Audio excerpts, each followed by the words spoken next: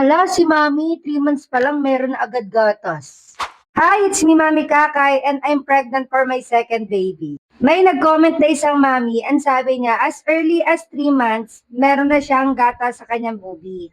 And then, hanggang ngayon, 6 months na daw siyang buntis, is tulo pa rin ng tulo. Grabe, ang swerte mo, Mami. Mga sis, pag-usapan natin, bakit nga ba as early as first trimester natin, is nagkakaroon ng gatas yung ating mga boobies. Yan ay tinatawag na colostrum mga sis, na kung saan yan yung unang gatas na lumalabas sa ating dibdib, sa ating mga ina, no, na punong-puno ng antibodies and nutrients para sa ating mga baby. Alam niyo ba mga sis na as early as 12 weeks to 16 weeks is nagpo-produce na si mami ng colostrum sa kanyang katawan. Ano ba yung mga dahilan? Kasi tayo mga mamis, kapag ka nagbubuntis, meron tayong hormone sa ating katawan, prolactin, estrogen, and progesterone, na kung saan siya yung nagpapasigla ng milk blood natin sa ating katawan.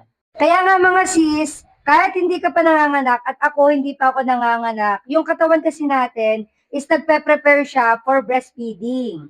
That's normal ba mga sis? Yes, that's normal mga sis.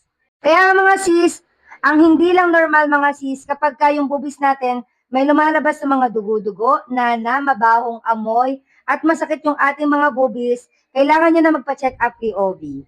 Don't forget to follow me. Maraming salamat. See you in my next one. Bye!